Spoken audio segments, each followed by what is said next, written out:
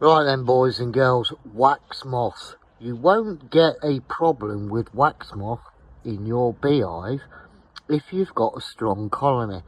If you haven't, they will take over the hive and destroy all your frames. Here's a good example. Yep.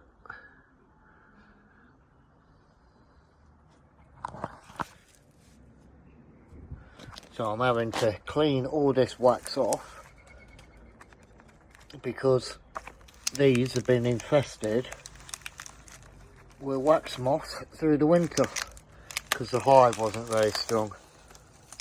And there you go. Prime example. Although you can salvage the actual frame, you won't salvage the wax.